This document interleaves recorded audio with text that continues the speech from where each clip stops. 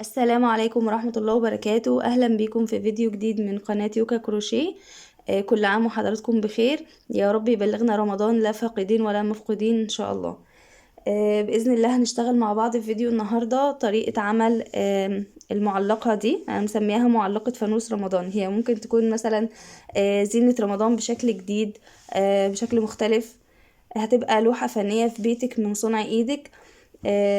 طالعة شكلها جميل جدا جدا، وان شاء الله بإذن الله تعجبكم وربنا يوفقني واشرحها بشكل بسيط وسهل. انا اشتغلتها ونفذتها بخيط مكرمية مصري بالشكل ده. فطبعا لان الكاميرا مش هتجيب الحجم كله، هي موجودة في الصور في اول الفيديو. فانا هشتغلها معاكم بخيط صوف متوسط السمك، نفس الخطوات ونفس كل حاجة، بس عشان يكون الشرح بسيط وواضح وكل حاجة واضحة قدام الكاميرا. هشتغلها بخيط صوف متوسط السمك. وهقولك الإبر اللي هنستخدمها، وهقولك كل حاجة. وكمان في نهاية الفيديو هقولك كمان إذا حابة إنك تشتغليها بخيط مكرمية، هي نفس الخطوات، يعني نفس طريقة الشرح هي. بس هقولك على شوية حاجات كده يعني نستخدمها مع خيط المكرمية. الإبر، المقاسات، هتكون مقاساتها كام في الآخر. ان شاء الله الفيديو يعجبكم، وما تنسوش اذا عجبكم الفيديو لايك وشير واشتراك في القناة. يلا نبدأ مع بعض. هنبدأ بسم الله. انا هشتغلها معاكم بخيط صوف متوسط السمك على فتلة واحدة بس. اذا حابة انك تستخدمي مثلا خيط صوف برضو على فتلتين هيكون، بس يعني كل الفرق هيفرق في المقاسات، يعني في مقاس القطعة اللي هنعملها. مكرمية طبعا هتبقى اكبر، خيط على فتلتين هيبقى اصغر شوية، على فتلة واحدة هتكون اصغر شوية. بس هي نفس الخطوات ونفس عدد الغرز ويعني الشغل هو. وطبعا ليكي حرية الاختيار بقى، تشتغلي بخيط مكرمية، خيط سلسلة، اي خيط عندك، اي خيوط تحبي تستخدمي، حتى لو هتستخدمي خيوط قطن. فانا هشتغل بس معاكم بخيط صوف متوسط السمك. هشتغل باللون الابيض وباللون الكافيه ده. وطبعا برضو ليكي حرية الاختيار في الالوان زي ما تحبي.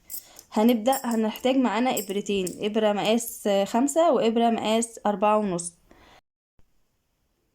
هنبدأ بإبرة مقاس 5، هنشتغل بس سلاسل البداية بالمقاس ده. بعد كده هنكمل بالمقاس اللي هو 4.5. هعمل عقدة البداية وهرتفع 42 سلسلة الشكل ده. هرتفع 42 سلسلة ونيجي نكمل مع بعض. كده عملنا 42 سلسلة بإبرة مقاس 5. الطول حوالي 36 سنتي. طبعا قلنا الطول والعرض والارتفاعات والحاجات دي هتختلف باختلاف الخيط، وكمان رقم الإبرة اللي هنشتغل بيها. فاحنا زي ما احنا كده بنشتغل بنفس الطريقة كده، يعني حوالي 36 سنتي. هنسيب بقى الإبرة مقاس 5 ونشتغل بإبرة مقاس 4.5. هسيب أول غرزة وهاجي في الغرزة اللي بعدها وأشتغل غرزة حشو. احنا هنا اشتغلنا بإبرة مقاس 5 في سلاسل البداية علشان ما يبقاش الشغل مشدود، او لما نشتغل بعد كده هتلاقيها ممكن تلاقيها قوست منك كده. فاحنا بنبدأ اي شغل بنبدأه بإبرة مقاس اكبر شوية علشان يبقى مرتاح معانا واحنا بنشتغل. اشتغلت اول غرزة حشو، وتاني غرزة حشو، تالت غرزة حشو. هكمل السطر كله غرز حشو. السطر كله هيكون 41 غرزة، يعني احنا كل الغرز عندنا بالعرض كده 41 غرزة في كل الأسطر اللي هنشتغلها. يبقى احنا هنشتغل أول صف ده 41 غرزة حشو، وهنشتغل الصف اللي بعده برضو هنرتفع سلسلة ونكمل 41 غرزة حشو، فوق كل غرزة غرزة حشو، واللي بعده واللي بعده، يعني 4 أسطر. ده السطر الأول. هشتغل كمان بعد السطر ده 3 أسطر غرز حشو. هكمل ال4 أسطر غرز حشو ونرجع بقى نبدأ في رسمة الفانوس من أولها. كده اشتغلنا 4 أسطر من غرز الحشو. اشتغلناهم طبعا باللون الأساسي اللي هو هيكون أرضية المعلقة يعني اللون الأساسي اللي هنشتغل بيه. هو معايا اللون الأبيض. دي آخر غرزة في السطر الرابع، هشتغلها غرزة حشو وأقفلها كده. هرتفع سلسلة وألف الشغل. والسطر رقم 5 احنا طبعا هنمشي بالأسطر علشان تبقوا يعني متابعين معايا كده. من السطر الأول للسطر الرابع اشتغلنا كله غرز حشو، فوق كل غرزة غرزة حشو. الصف رقم 5 احنا ارتفعنا سلسلة وقلبنا الشغل اهوت. هنبدأ بقى نشتغل ايه؟ هنشتغل 14 غرزة حشو. 14 غرزة حشو هنا اهوت. 1 2 3 4 5 6 7 8 9 10 11 12 13. دي الغرزة رقم 14. هسحب الخيط ومش هقفل الغرزة، هسحب اللون الجديد اللي انا هشتغل بيه جسم الفانوس اهوت.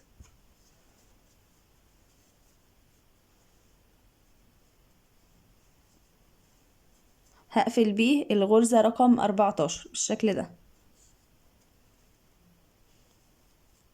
انا كده اشتغلت 14 غرزة حشو في الصف رقم 5. خلاص كده انا مش هقص خيوط خالص، مش هقص اي خيط. انا هاخد الخيط معايا كده ورا الشغل بالشكل ده، واحنا راجعين هنرجع بيه تاني، او يعني احنا هنكمل بيه اهوت. في الغرزة رقم 15 هبدأ اشتغل غرزة بوب كورن. هشتغلها ازاي؟ هلف الخيط على الابرة وادخل الغرزة بالشكل ده واسحب الخيط واطلع من غرزتين، والف الخيط على الابرة تاني واشتغل في نفس المكان واطلع من غرزتين، يعني عمود بلفة بس بطلع من غرزتين بس. كده 2 3. هسحب الخيط واطلع من غرزتين بس، الف الخيط تاني وادخل كده 4. الف الخيط تاني وادخل واسحب الخيط واطلع من غرزتين. كده معايا 6 حلقات على الابرة. هسحب الخيط واطلع من ال6 حلقات بالشكل ده، وهاجي عند الغرزة اللي بعدها على طول وهشتغل غرزة حشو بالشكل ده. الغرزة اللي بعدها هشتغل تاني برضو غرزة بوب كورن. هلف الخيط على الابرة وادخل في الغرزة. احنا كده هنا اشتغلنا الغرزة رقم 15. رقم 16 اشتغلنا فيها غرزة حشو. رقم 17 هشتغل فيها غرزة بوب كورن اهوت. هسحب الخيط واطلع من حلقتين ومش هقفل باقي العمود. هلف الخيط على الابرة واعمل برضو عمود بس هطلع من حلقتين بس. لف الخيط تالت مرة، رابع مرة، خامس مرة. معايا 6 حلقات على الابرة. هلف الخيط واطلع من ال6 حلقات. هاجي عند الغرزة اللي بعدها، مش هقفل بسلسلة ولا حاجة. هاجي عند الغرزة اللي بعدها على طول واشتغل غرزة حشو اهو. هكمل بنفس الطريقة لما يكون عندي 7 غرز بوب كورن. يعني كده اشتغلت 2. هشتغل برضو بنفس الطريقة هنا. هشتغل التالتة واللي بعدها هقفل بغرزة حشو، وبعدين اشتغل الرابعة واللي بعدها اقفل بغرزة حشو، والخامسة واقفل بغرزة حشو، والستة واقفل بحشو، والسبعة واقفل بحشو. هاجي يعني انا هكمل كده وهاجي لكم في ال7. انا كده اشتغلت 2. هكمل لحد ما اوصل ل7 غرز بوب كورن. انا كده اشتغلت 6 بوب كورن. احنا قلنا ان احنا هنشتغل 7. هشتغل معاكم الغرزة رقم 7. بصوا الخيط ماشي معايا برضو تحت الشغل زي ما هو، لان احنا كده كده هنحتاجه ان احنا نكمل بيه. فلازم نمشيه معانا تحت الشغل بدل ما نقص ونقعد ننظف وبتاع. الموديل ده كله ما فيهوش اي تنظيف خيوط يعني. اطمنوا خالص. اهوت هلف الخيط على الابرة وادخل هنا في الغرزة اللي بعدها واعمل غرزة البوب كورن.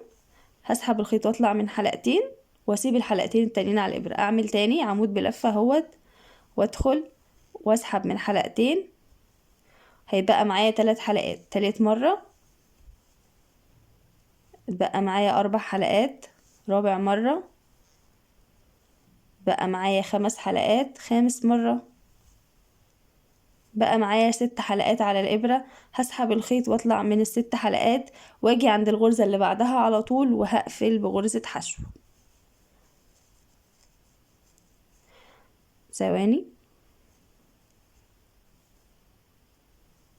الغرزة اللي بعدها قلنا هنقفل بغرزة حشو، بس هنسحب بقى يعني احنا هوت هنقفل غرزة الحشو ازاي؟ باللون الجديد، باللون الابيض، باللون الاساسي اللي هنكمل بيه اهوت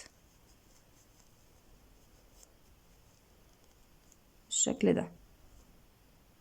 وهنسيب اللون ده مش هناخده معانا تحت الخيط، يعني مش هنكمل بيه بقية الصف اللي احنا مش محتاجينه هنا، فليه هيمشي معانا ويرجع تاني؟ احنا هنسيبه خالص. هنسيب اللون اللي احنا شغالين بيه جسم الفانوس هنسيبه وهنكمل باللون الابيض. هكمل هيتبقى عندي هنا 13 غرزة حشو هشتغلهم غرز حشو. 1 2 3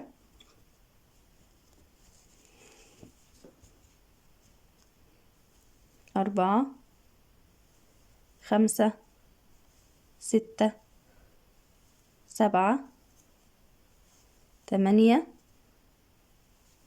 9 10 11 12 13 غرزة حشو بالشكل ده. احنا كده خلصنا الصف رقم 5. هرتفع سلسلة والف الشغل علشان اشتغل الصف رقم 6.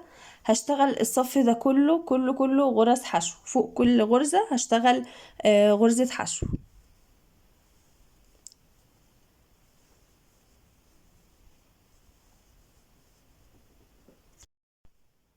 مكملين في الصف رقم 6 غرز حشو اهوت. حتى الغرز اللي هي الحشو اللي كانت في غرز البوب كورن هشتغل فوقيها غرزة حشو اهوت.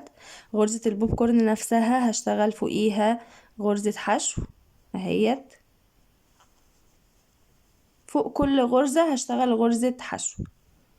وهناخد معانا اللي هو اللون ده علشان احنا اما نيجي نرجع تاني هنبدأ بيه من هنا، فاحنا هناخده معانا واحنا ماشيين هنا تحت الخيط قدامنا كده مش من ورا. هنشتغل يعني هنشتغل عليه من قدام اهوت كده.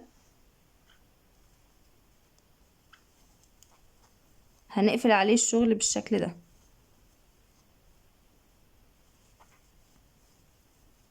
اهو. هنشتغل هناخد الخيط معانا لحد هنا بس ونسيبه ونكمل برضو غرز حشو لحد الاخر. برضو معانا في نفس الصف كله 41 غرزة حشو. خلصنا الصف رقم 6 اللي هو كله غرز حشو. هرتفع سلسلة والف الشغل بالشكل ده وابدأ اشتغل في الصف رقم 7. الصف رقم 7 هشتغل برضو من اول هنا لهنا هشتغل 14 غرزة حشو.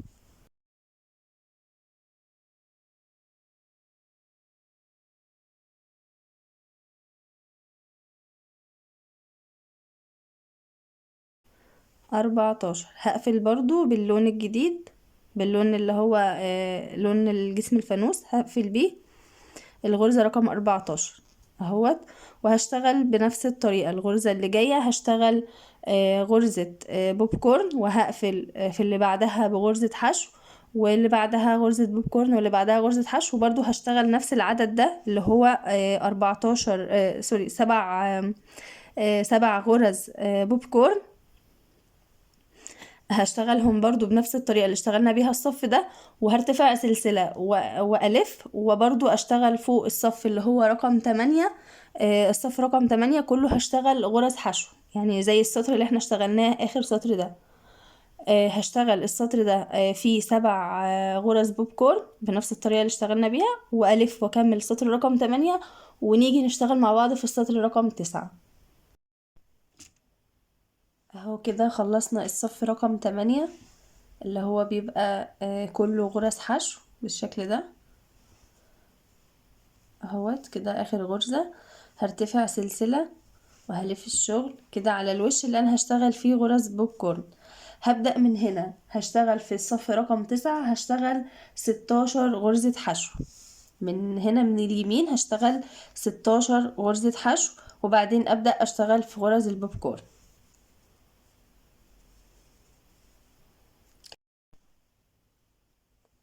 اهوت كده الغرزة رقم 16 مش هقفلها باللون الأبيض، هقفلها باللون اللي هشتغل بيه بعد كده. اهوت كده كده اشتغلت 16 غرزة حشو.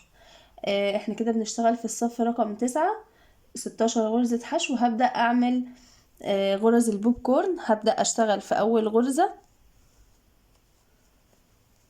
هلف الخيط على الابرة ونشتغل هنا غرزة بوب كورن.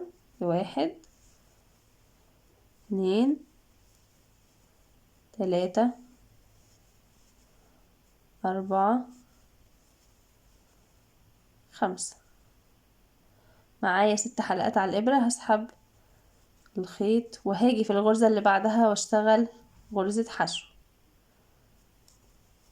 بالشكل ده. كده اشتغلت اول غرزة، هشتغل اللي بعدها كمان غرزة بوب كورن.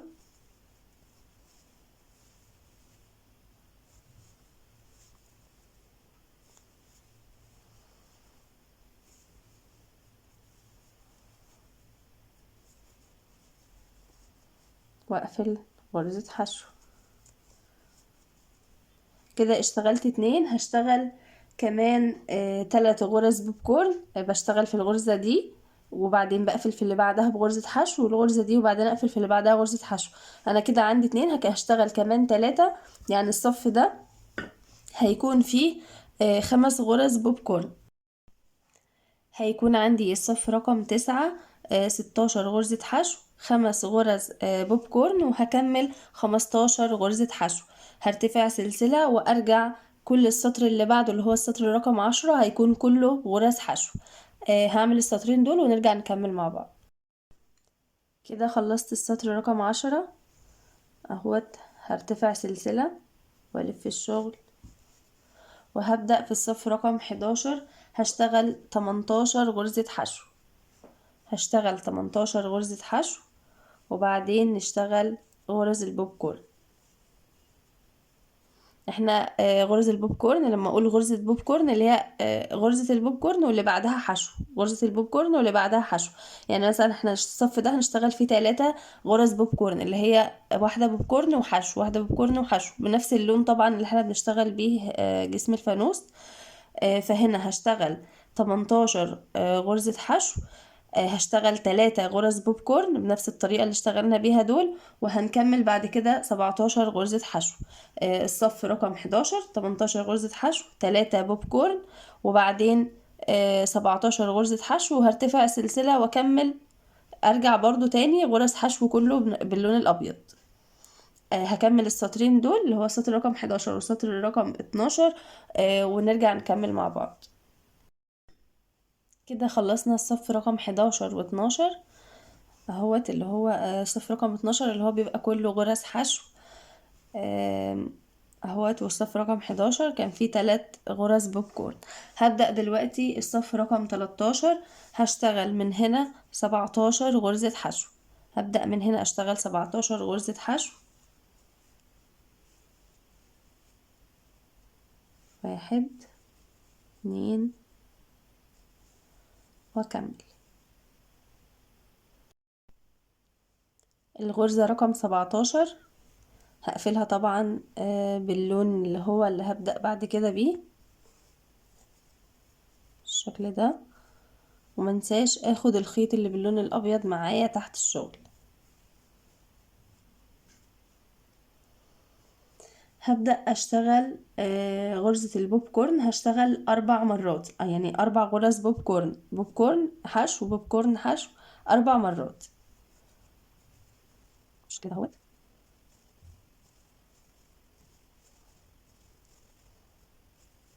5 هقفل، واللي بعدها على طول غرزة حشو بالشكل ده. كمان واحدة رقم 2،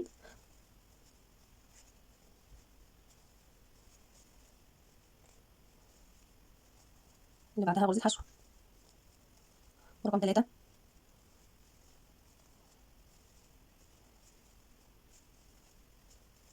واقفل بحشو.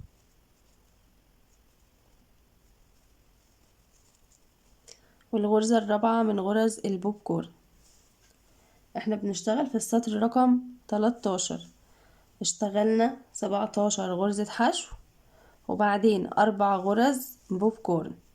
هنكمل بعد كده، هنكمل بقية الصف ب16 غرزة حشو اهوت. هنقفل ونسحب باللون الابيض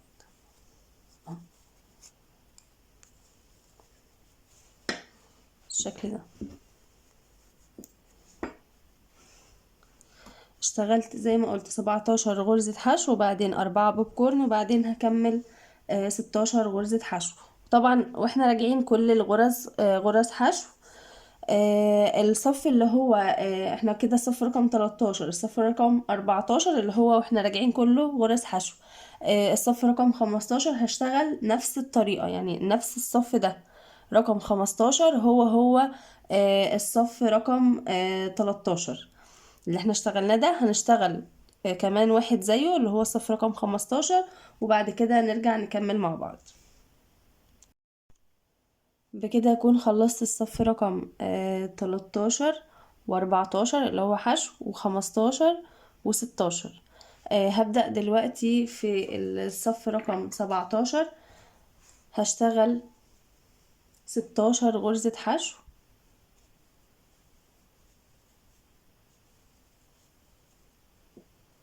هكمل 16 غرزة حشو. اشتغلت 16 غرزة حشو. هبدأ اشتغل 5 غرز بوب كورن. طبعا هاخد الخيط اللي هو الابيض ده معايا تحت الشغل اهوت عشان هكمل بيه باقي الصف. 2 3 4 كده 5 واقفل بغرزة حشو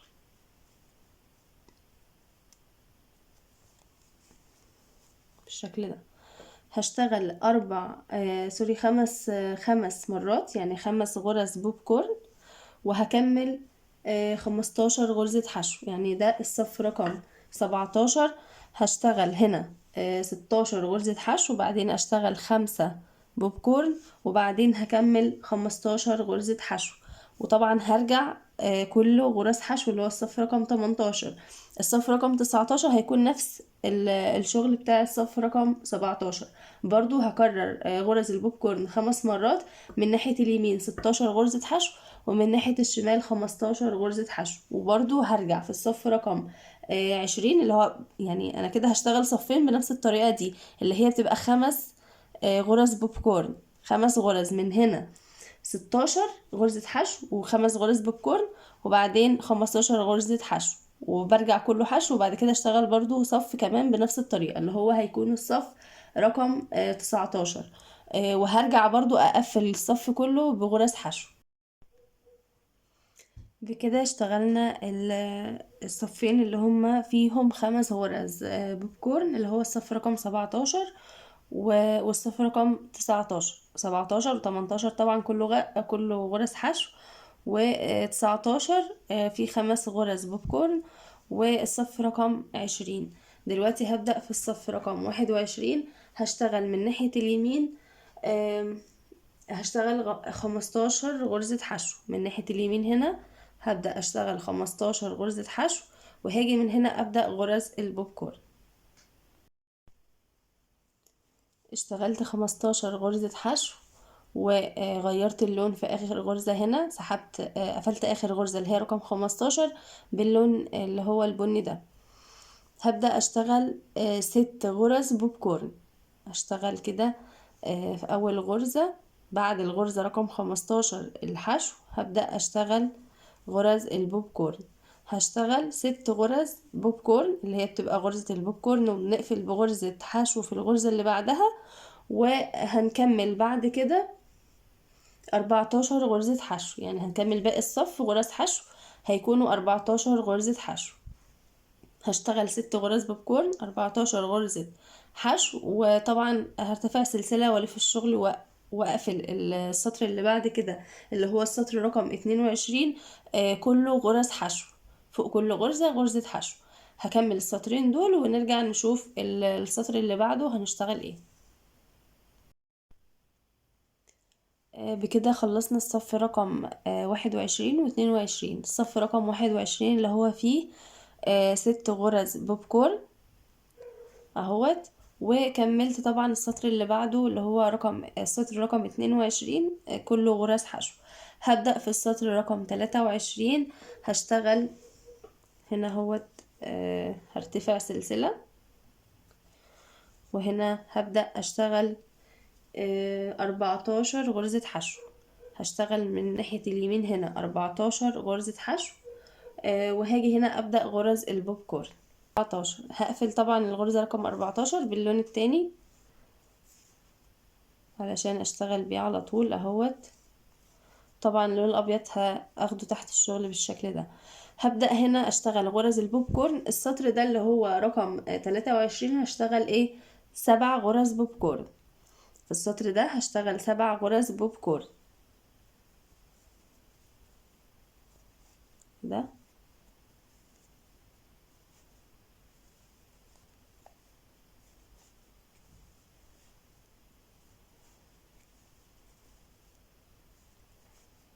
بالشكل ده، وهقفل بغرزة حشو في الغرزة اللي بعدها. اول غرزة من ال7 غرز هكمل 7 غرز بوب كورن. كده اشتغلت 7 غرز بوب كورن في الصف رقم 23. اشتغلت من هنا 14 غرزة حشو، وبعدين 7 غرز بوب كورن. طبعا بقفل في الغرزة اللي بعدها بغرزة حشو زي ما اتفقنا. هكمل هنا 13 غرزة حشو. وبعدين هكمل الصف اللي بعده اللي هو رقم 24، طبعا كله غرز حشو. والصف رقم 25 هشتغل نفس الصف رقم 23 اللي هو 14 غرزة حشو، وبعدين 7 بوب كورن، وبعدين 13 غرزة حشو. يعني السطر ده هنكرره كمان مرة. هنقفل بغرز حشو وبعدين نكرره كمان مرة ونقفل كمان بغرز حشو. هكمل الصفين اللي هما الحشو والغرز البوب كورن ونرجع نكمل مع بعض. كده خلصت الصف رقم 25 اللي هو ده و26. زي ما قلنا ان الصف رقم 23 و25 زي بعض. بنشتغل فيهم 7 غرز بوب كورن. هبدأ في الصف رقم 27. من ناحية اليمين هشتغل هنا 16 غرزة حشو، وبعدين هشتغل 5 غرز بوب كورن، وهكمل بعدهم 16 غرزة حشو. هبدأ من هنا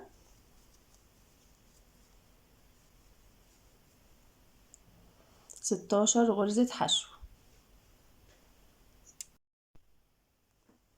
اشتغلت 16 غرزة حشو. وقفلت طبعا هنا اخر غرزة باللون اللي هو هشتغل بيه هنا الغرز بتاعت البوب كورن. وهبدأ اشتغل غرز بوب كورن. هشتغل 5 غرز،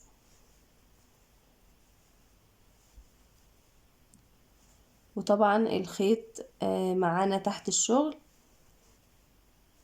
يعني لو وريتكم ظهر الشغل مش هتلاقوا فيه اي خيوط خالص.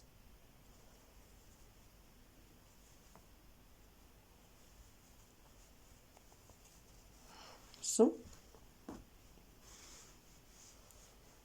كأننا شغالين بخيط واحد بس، مفيش اي خيوط.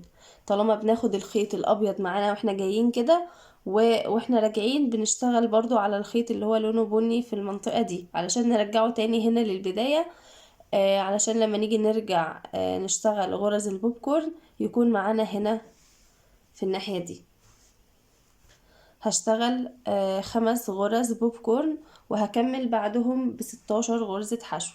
وطبعا الصف اللي بعده اللي هو رقم 28 هشتغل برضو كله غرز حشو. هكمل السطرين دول ونرجع نكمل مع بعض. كده خلصت السطر رقم 27 و28. هبدأ بقى هنا في الصف رقم 29.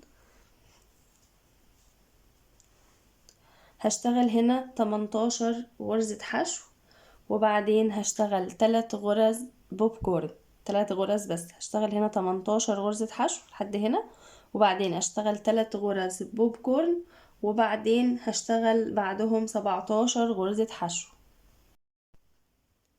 هنبدأ في الصف رقم 31. هنشتغل 20 غرزة حشو وغرزة بوب كورن واحدة، وبعدين 20 غرزة حشو.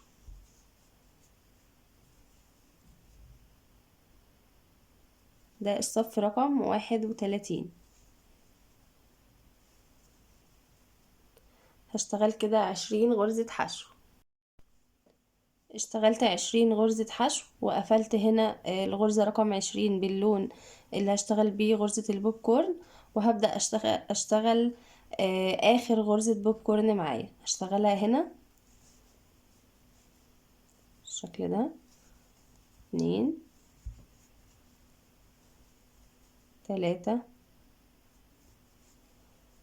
4 5. معايا 6 حلقات على الإبرة. هسحب الخيط واطلع من ال6 حلقات واقفل في الغرزة اللي بعدها بغرزة حشو. هغير اللون طبعا، مش هقفل غرزة الحشو دي بنفس اللون، هغير اللون باللون الأبيض علشان هنكمل بعد كده 20 غرزة حشو بالشكل ده. هكمل هنا 20 غرزة حشو. خلاص احنا كده اللون ده خلاص دوره انتهى معانا، فهنقصه وهنداري الخيط بتاعه ونثبته كويس من ورا من هنا. كده اشتغلت 1 2. هكمل 20 غرزة حشو. ده السطر رقم 31. السطر رقم 32 طبعا واحنا راجعين هنشتغل كله غرز حشو. فمن السطر رقم 32 للسطر رقم 34 كله غرز حشو. يعني بعد الصف اللي انا بشتغل فيه ده حاليا ده هشتغل 4 اسطر غرز حشو بس باللون الابيض. 4 اسطر غرز حشو. هخلص الاربع يعني هخلص الصف اللي انا فيه واشتغل كمان 4 اسطر ونرجع نشوف هنعمل ايه بعد كده. كده بعد ما اشتغلت اسطر الحشو اللي هو من السطر رقم 32 للسطر رقم 34، اشتغلت الاسطر دي حشو بس، غرز حشو. هبدأ دلوقتي ان انا اشتغل على الجنبين من هنا ومن هنا غرز حشو برضو. انا اشتغلت الجنب ده غرز حشو، وهشتغل معاكم الجنب التاني ده برضو غرز حشو.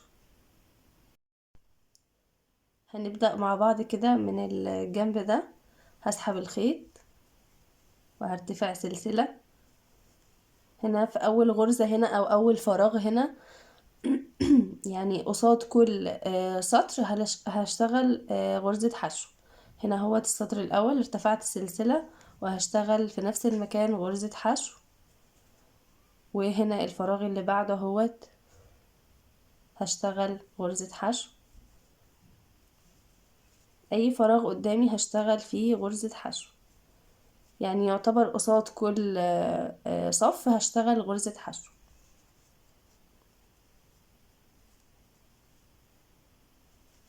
هكمل بالشكل ده.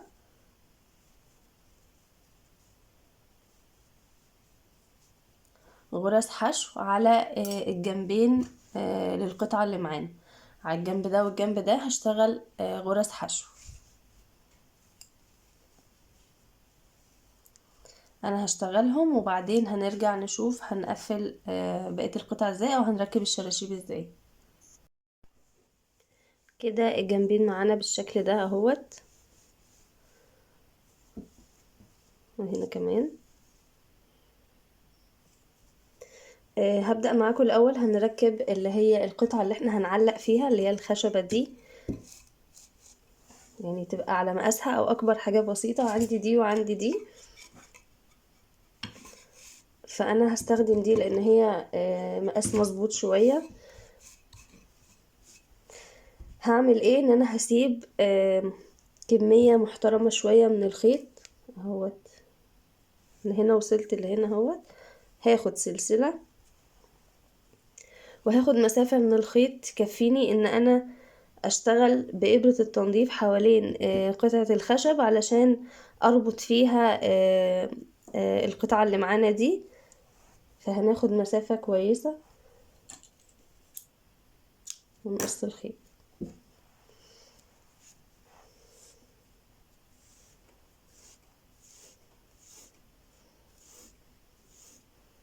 يعني ناخد مسافة كويسة علشان ايه ما يأثرش معانا بعد كده. وهنركب الخيط ده في إبرة التنظيف ونبدأ نركب مع بعض.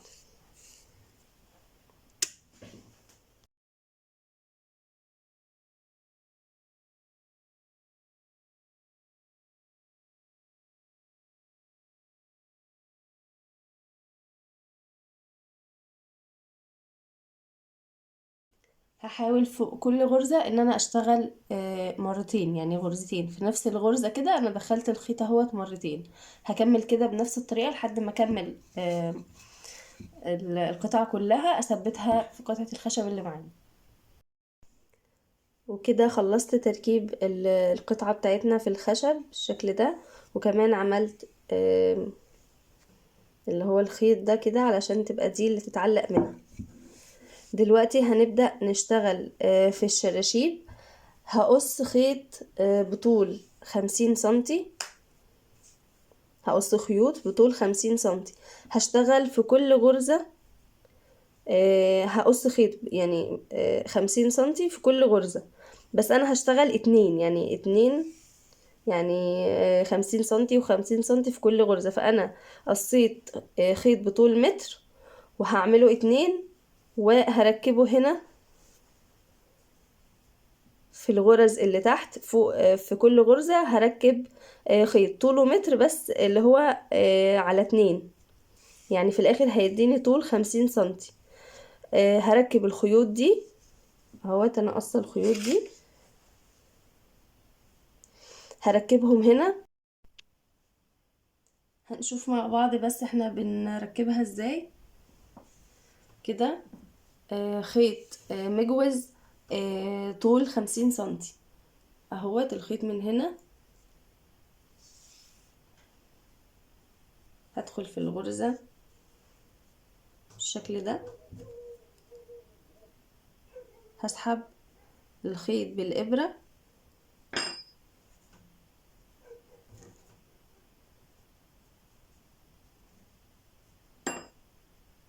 بالشكل ده، وهاجي هدخل باقي الخيط في الفتحة اللي هي اللي انا سحبتها من تحت دي اهوت،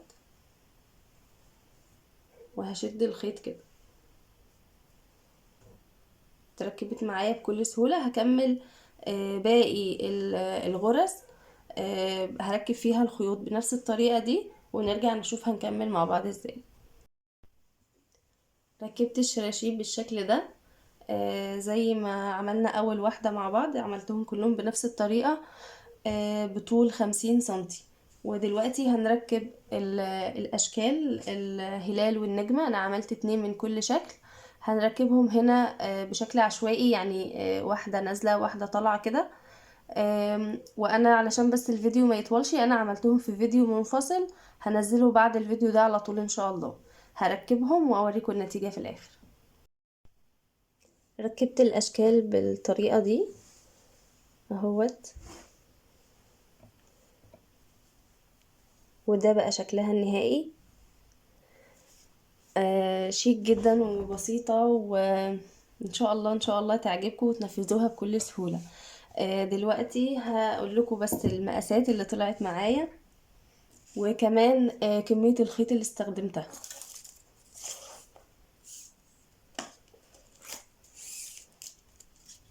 كده الطول من غير الشراشيب طبعا 25 سنتي. طول القطعة من غير الشراشيب 25 سنتي، وكمان من غير القطعة دي. طول الشراشيب زي ما قلنا 50 سنتي.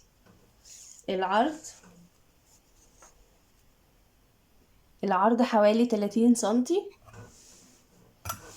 فجاية ولا لأ اهوت. العرض حوالي 30 سنتي.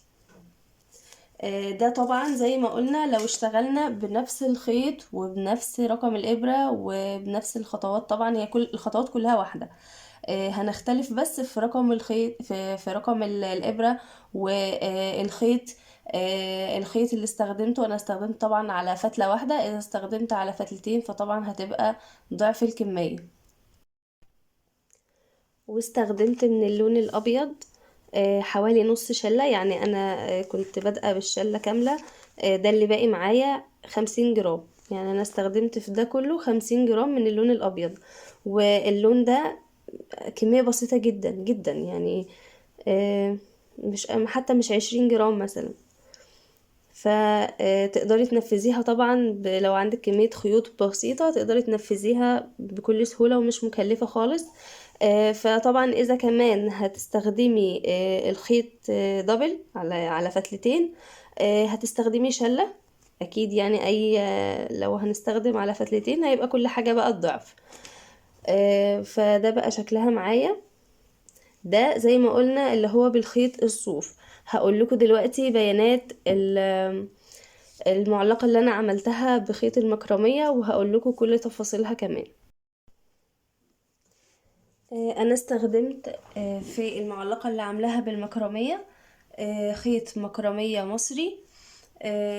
الطول من غير الشراشيب، الطول بس ده كده من غير الشراشيب 40 سنتي. طول الشراشيب بس لوحدها 60 سنتي، يعني هي طولها كلها متر. 40 سنتي الجزء اللي فوق، والشراشيب عملتها 60 سنتي. العرض 47 سنتي. العرض ده 47 سنتي. استخدمت فيها إبر استخدمت 3 مقاسات. استخدمت إبرة مقاس 7، واستخدمت إبرة مقاس 6، وإبرة مقاس 5. الإبرة مقاس 7 عملت بيها بس سلاسل البداية، اللي هما 42 سلسلة اللي احنا بدأنا بيهم في الأول خالص. استخدمت بس الإبرة مقاس 7 فيهم. بعد كده غرز الحشو استخدمت الإبرة مقاس 6.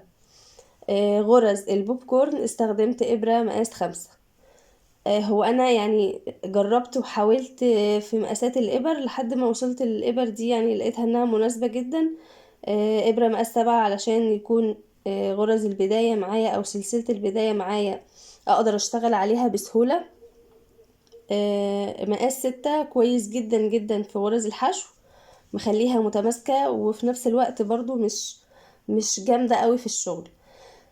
غرز البوب كورن محبتش ان هي تبقى بمقاس 6 عشان متبقاش يعني ضخمة اكبر من كده، فاستخدمت معاها ابرة مقاس 5. وطبعا ليكي الحرية، يعني اذا استخدمتي خيط المكرمية قبل كده وارتحتي في مقاس ابرة فطبعا ده طبعا يرجعلك. زي ما قلنا ان احنا اشتغلنا بس البداية 42 سلسلة بالابرة اللي هي مقاس 7. وطبعا نفس الطريقة ونفس الشغل ونفس الشرح اللي احنا شرحناه كله هو نفس عدد الغرز، بس شايفين الحجم مختلف تماما تماما بسبب مقاس الخيط والإبرة. فإذا حابة انك تزودي تكبري عن كده شوفي خيط أسمك من كده. إذا حابة هقولك كمان على تفصيلة، إذا حابة ان انت يبقى العرض أعرض من كده يعني بزيادة عدد الغرز، ممكن نزود 10 غرز هنا و10 غرز هنا. يعني هنزود كمان فوق 42 سلسلة كمان 20 غرزة بس. واحنا بنشتغل بدل ما كنا مثلا بنسيب من هنا بنشتغل هنا 16 غرزة حشو، هشتغل 26. والباقي هنا برضو اللي مثلا كنا بنقول باقي 17 او باقي 14 ايا كان، هزود كمان عليه 10. فهيبقى الطريقة كده. اذا حابة انك تعرضيها اكتر من كده، اذا حابة انك تطوليها، احنا هنا اشتغلنا 4 أسطر حشو، اشتغل 5 6 10، وفوق كمان بعد ما اخلص رسمة الفانوس فوق كمان اشتغل نفس العدد اللي اشتغلته تحت. فهتبقى رسمة الفانوس معايا برضو في المنتصف زي ما احنا عايزين، وحجم القطعة نفسه كبر معايا اذا حابة تكبريها بعدد الغرز. انما اذا اشتغلتي طبعا بنفس الطريقة هتطلع جميلة، يعني سواء التانية اللي هي بخيط الصوف او بخيط المكرمية، الاتنين طالعين تحفة. يعني فرق مقاسات طبعا، بس الاتنين بصراحة ما شاء الله عليهم. كمان كمية الخيط هنا انا استخدمت اللي هو اللون الهافان ده، استخدمت حوالي 200 جرام. اللون الاوف وايت استخدمت حوالي برضو 600 جرام. يعني انا يعني هو بالتقريبي كده، لان هي طبعا بتبقى شلل. ده استخدمت 3 شلات، شلتين في الفانوس وشلة في عمل اللي هي النجوم والهلال، استخدمت فيهم شلة واحدة بس. الشلة دي تقريبا بتبقى 70 جرام تقريبا. فهنا استخدمت باللون ده استخدمت 3 شلات، يعني هنقول حوالي 200 جرام. وباللون الاوف وايت استخدمت حوالي من 5 ل6 شلات، برضو يعني حوالي 600 جرام. يعني هي كلها 800 جرام كميزان يعني. فهو دي كمية الخيط اللي انا استخدمتها في اللي هي الخيط المكرمية المصري. فانا بتمنى اني اكون وصلت لكم الشرح يكون وافي ويكون بسيط، وتكون عجبتكم. واتمنى طبعا اذا عجبكم الفيديو لايك وشير، واذا تكوني مش مشتركة في القناة اشتركي معايا، يشرفني طبعا وجودكم معايا. واشوفكم في فيديو جديد، مع السلامة.